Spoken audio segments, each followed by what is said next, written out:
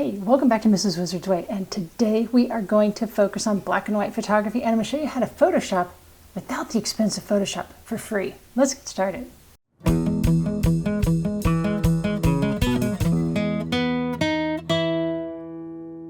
So why is black and white important? Well, it's a really cool technique you can do in photography, turning colors into those shades of gray. You can get from brilliant white to pitch black. So black and white photography is so classic. If the colors in your scene are turned into shades of gray, from pitch black to brilliant white, other aspects of your photo really can come to life, like shape, lighting, contrast, texture, tone. They become your dominant elements. Much like this, there's two pictures. Actually, it's one picture I took and made it black and white. And now the color one is lovely, but I like how the railing goes down the stairs, almost like a serpent, which is kind of like our next picture. Thinking of serpents, here we are at Chichen Itza in Mexico. These are two pictures I took, actually. Again, it's just the one. If you have a scene that's kind of bland and you want to jazz it up a little bit, try taking out the color. Or if you want something to look classic and vintage. So it's hard to tell, other than maybe by what the people are wearing in the top photo, was this taken 2 years ago or 20 years ago? It's harder to tell. In color photography, colors have changed through time a little bit. The way the processing was on those prints wasn't always true to form. So what do you shoot in black and white? The answer? Nothing. Do not shoot anything in black and white. Now your phone probably doesn't have an option to tell it to do black and white. That's just a feature the camera doesn't do. It just takes a picture. So you might have an app on there that lets you do black and white, but never shoot in the black and white mode. Because if you ever see a picture that you're like, oh, I want to have that in color, but you're in black and white mode, let me play around on my camera forever and let me get it switched. Just take everything in color. Then you have the option of, I can have it in color, like the picture on the bottom, or I can have it in black and white, like the picture on the top. So that makes a big difference when you're trying to decide, what do I take? Nothing. We'll change it later when we get to Photoshop. Color versus gray. Now you probably have had something at one point in your lifetime, gone to the photocopier, a book, and you wanted it photocopied, and the photocopier didn't do a good job of translating that color image from a book to grayscale. That's probably the biggest problem we have with converting. We as people have to visualize that. And how do I do that? Well, over time, it gets easier. You can kind of see, hey, is there enough contrast here? We're going to talk about that in just a second. But is there enough here I can make this work? In some cases, in the example picture, here's our toddler. She decided to get up a few moments before we did and decided to get herself dressed. The one on the left is quite endearing, but the one on the right could save it possibly. She doesn't look quite so Christmas elf-ish in her, well, those were my rain galoshes. So black and white can save a picture if all the colors are mismatching, especially if you're taking a group photo. Contrast and key. These are two really important things. You can have a picture that is in high contrast, which is similar like what we see in the picture here. Again, same picture, one made black and white. High contrast means there's a big range from black to white. Could have a low contrast picture. That doesn't mean it's a bad picture. It's just going to have more soft and serene looking. Think of like a cloudy day. Key. Now we talked about contrast. We can have high contrast, but we also have key. High key pictures, think of like a highlighter. That's an easy way to remember that one. It's predominantly light tones. Low key, predominantly dark tones. And so the picture that's over there with my daughter in her polar bear Halloween costume, that is very high key. Is there black in the picture? Yes. Is there a lot of black in the picture? No. The one on the bottom is a mountain picture from the Rocky Mountain National Park. Is there white in the picture? Yes. Is there a lot? No. So we have that full contrast going from black to white. It's just which is there more of. Now, contrast and key are not synonyms. A picture can be really low in contrast, but really high in key. Think of like a white kitten on a light gray background. Not a lot of contrast, but it's a very high key picture. So the two are similar, but they don't exactly work exactly the same. Removing the color from your picture can really take on the texture and the shapes that we see.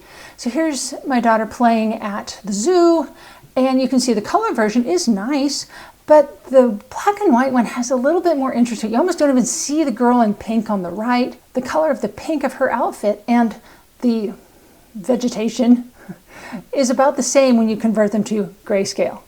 So here we have, you can really focus on her and kind of she blends in, which is kind of a fun aspect in that photo. Now, taking away the color in a photo really makes lighting really, really important. So here is a raccoon that we saw at our house, and while the color version is very pretty, the black and white one really makes you focus in on the face and really tells your viewer, this is where I want you to look. Now, enough of this talk. Let me show you how to do this in our Photoshop-ish app. So the first place we're going to go is to a website called Photopea. Photopea. I know it's kind of an odd name, and I actually found this when I was teaching, when we sent everybody home for COVID, and I'm like, they're like, teach them. I'm like, what? They don't have Photoshop. What am I supposed to do? I'm teaching a photography class that's based on Photoshop. How do I do this? And so I was searching around on the internet, and I came across this. This is a great little app. Now, some of the annoying things is there are some ads over here on the right-hand side, and you can pay to take those away. It's $5 a month. It's hardly anything. There's really, they can be annoying. So if you want to pay that, you can. One suggestion I like to do is just simply slide the window off to the edge of the monitor if that's really annoying. But if you look at the screen down here at the bottom, it can accept Photoshop documents, Illustrator files. It can do all sorts of different file formats, simple file formats, even raw versions from like a DSLR. So great little program. I usually use it just for the Photoshop aspect of it. I've even had students after they left my class because they were no longer had access to Photoshop. They're like, what am I going to do? I really love everything you've taught. Photopea. Okay. Simple. It is web-based. It's not terribly difficult. Obviously, the first thing we're going to do is we're going to drop a picture in there. So let me go to my other screen and grab one of my photos I found that we're going to convert over to black and white. And we're going to try this one. This was a fun little flower I found on the side of the road, kind of a mountain track through, we were kind of four-wheeling. I saw this like, wait, Wizard, stop, I want to get this picture. And it's a fun picture in color, but let's see what happens when we make it black and white. And so to do that, we go to Image, Adjustment, and we're going to go down to Desaturate. And if you have been in Photoshop before, is this the same location Desaturate was before? Sure. That's the same spot. Now there's another way you could do this, but I just find this one to be easiest. And if you look here, there's going to be a keyboard shortcut. Command capital U. Command Shift U. It doesn't matter which way you do it. You can also tell it to do just black and white, but it doesn't really matter. Black and white, if you black and white do this option or to do desaturate, it's the same end result.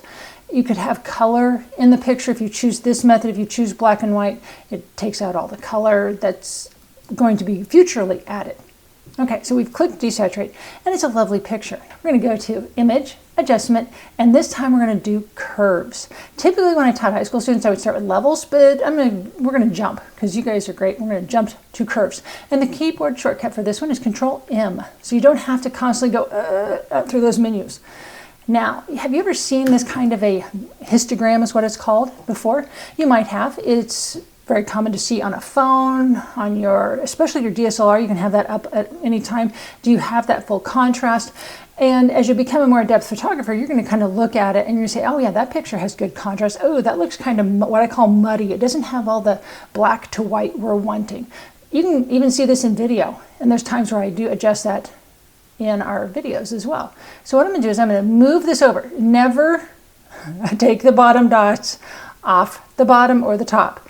You're just going to slide to the edge of what I call the mountains. And so if I move this one, and sometimes it's a little hard to grab. If I pull this down, you can see it gets darker. Don't do that. Just slide it to the edge, and it's an arbitrary call. This spike represents how much black is in the picture or how much lighter tones are in the picture. Okay, one thing you can do is hit that preview button. Is it better? Is it worse? It's kind of like going to the eye doctor. Is it 1? Is it 2? Is it 1? Is it 2? And you make that choice. Now make sure you keep it turned on when you're doing some adjustments. The next thing you can add is what I call a wiggle. Okay, some people might call it a slight S curve, but sometimes it doesn't need the S. And you can see how if I pull this around, now don't go crazy. We're not going supernova or black hole is what I call them. We're just going to add just a little bit. So if you want a little brighter, and then here's that S curve, we can come down here and add just a little bit. Again, we're not going crazy. It's just that aesthetic call. And notice, this is why I say wiggle and not an S curve, because is there much of an S there? It's really just a wiggle. And again, hit that preview. It's very subtle, but does the picture look better? Now, if you wanted to save this, what you have to do is you can save as a PSD, save more. I can do that here. I can export. So if I export this to any of these file formats, JPEG, PNG, you can do that, and then it'll save to your download folder. So the nice thing here is by doing it this way, you keep your color version because you just dropped it in there.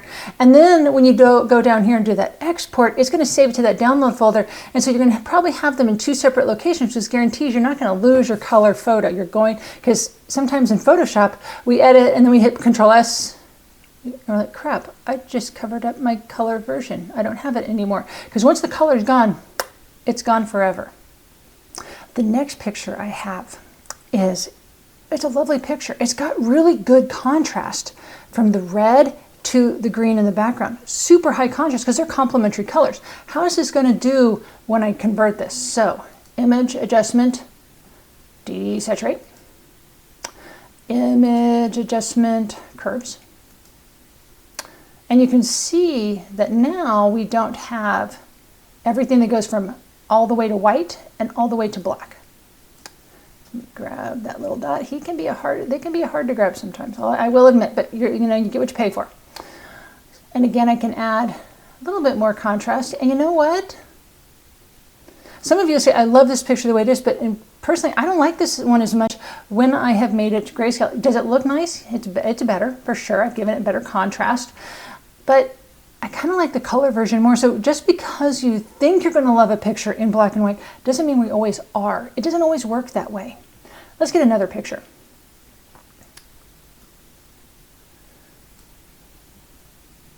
So here's a picture we just took when we were on our cruise to Alaska. So I'm going to hit my Control-Shift-U, desaturate. Notice I'm using keyboard shortcuts this time. And now I'm going to press Control-M. Here's a hint though. If you are pushing Control-M, make sure when you push that the first time, Control-Shift-U, let up on your keys, then press Control-M. If you keep holding that Control, it doesn't work quite right. It's kind of, it needs to reset the keys before you start pressing again. And here we go, give it a little bit of a wiggle. And again, we're not going crazy. While it could be interesting, and maybe it might be a fun aesthetic, it's not probably what we're wanting to get in the end. And again, there we go. Look at that, just that little bit of contrast. There it is without, there's that added boom. Just that little push it over the edge. Much nicer photo. Let's try one more, then I'm done. So here we are in Kansas, kind of a fall, winterish kind of day. You can tell nothing's really living in it. The side of an old school building, really fun. Got limestone on it. Okay, it's a nice photo this way. So let's try it the next way. Control-Shift-U, Control-M. Histogram's looking good. I don't have to adjust my edges too much. Maybe the black one just a little. And it makes a difference how far up that dot goes. Notice that as I move, I can slide the dot. It just slides. You can't really, it's not something you do, it just does it. But again, there we go.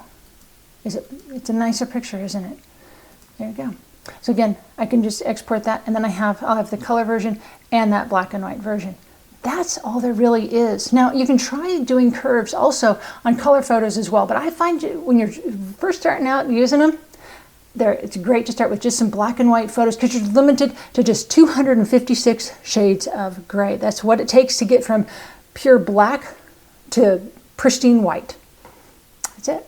So that's all we have for today. I hope you enjoyed that. Hopefully you can take some better photos. You're gonna have so much better control than, yeah, can I make black and white photos on my phone? Yeah, I can. Does it do a good job? Not really. There's so many sliders. I'm like, what do I do? This is 2 clicks of a button and a wiggle. That's it. Not much. So hope you enjoyed. I'll see you guys next time. Bye.